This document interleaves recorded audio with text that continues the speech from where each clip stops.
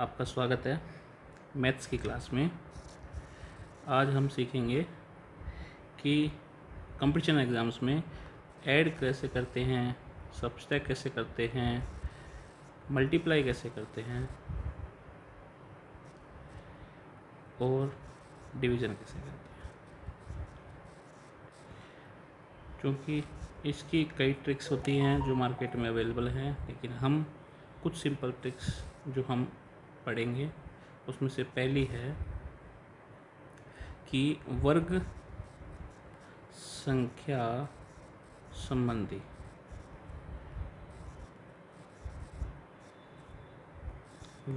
संबंधी इसके अंतर्गत जो 11 to 99 तक की संख्याएं होती है, इन संख्याओं का हम गुणन जल्दी से किस प्रकार कर पाते हैं।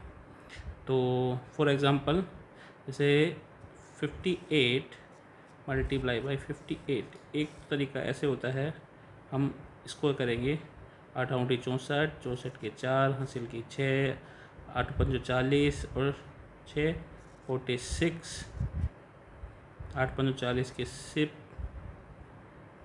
हासिल की 4, 5 × 25 और 4 29, 4 6 9 4 3 1 3।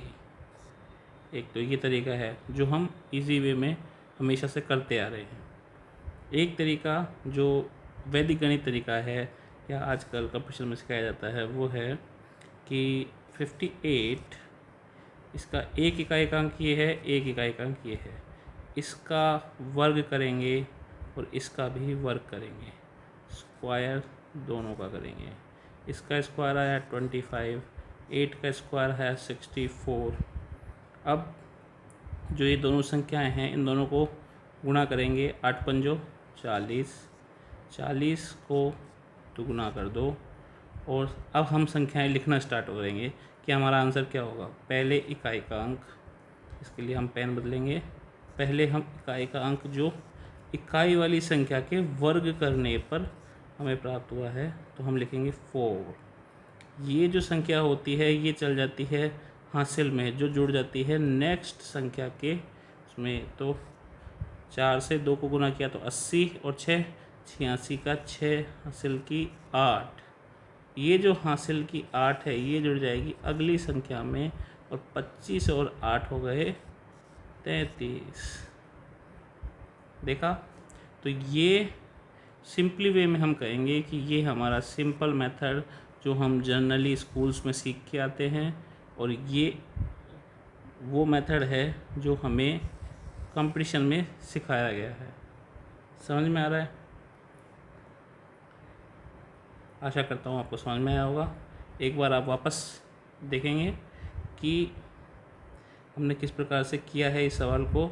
जैसे 64 मल्टीप्लाई बाई 64, तो 6 का वर्ग करेंगे 36 आएगा, 4 का वर्ग करेंगे 16 आएगा, 6 और 4 को आपस में गुणा करके 2 से गुणा कर देंगे, मतलब 6 × 4 × 2, 6 चौक का 24 और 2, 24 को 2 से गुणाएंगे तो 48। अब हम क्या करेंगे, हमारा काम होगा कि इकाई के अंक को एज इट इज़ लिखेंगे, इस संख्या को इस संख्या में जोड़ देंगे, 9 आएगा, 4 जो बच गया वो हासिल में इसमें जुड़ जाएगा, ये क्या आएगा 40। आ गया आंसर।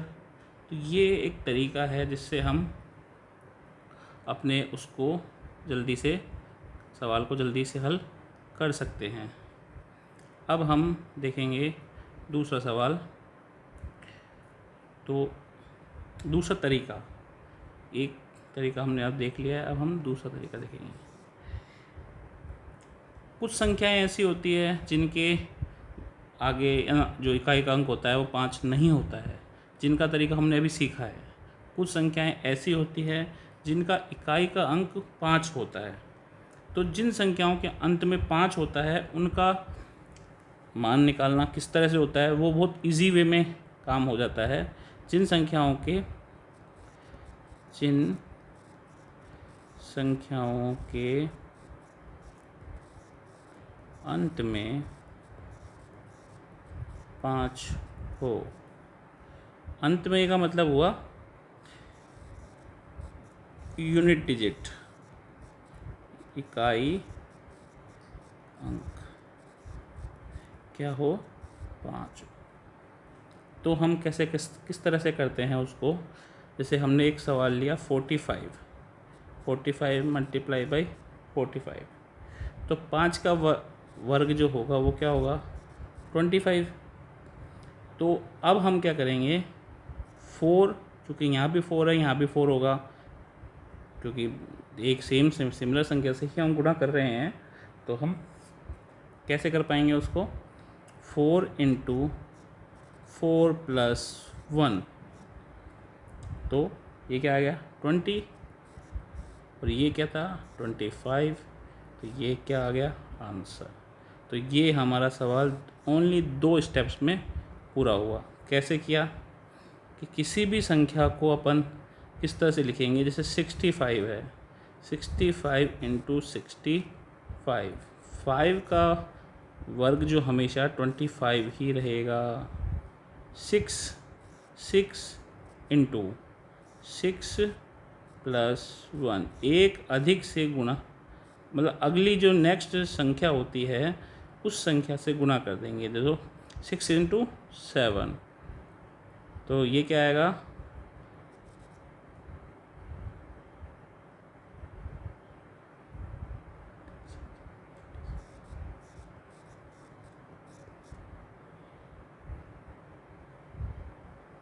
आ गया आंसर।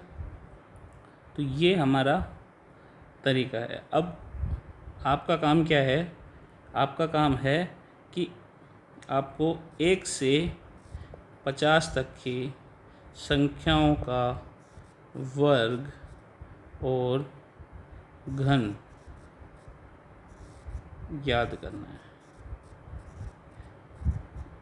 मुझे पता है कि वर्ग तो इजी वे में याद हो जाएंगे, लेकिन घन संख्याएं याद नहीं होती है।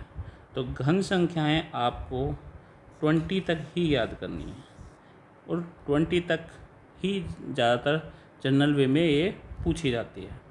तो इस तरह से अब हम इस मेथड को हमने जो सीखा है, इसके आगे के मेथड हम अगले वीडियो में देखेंगे।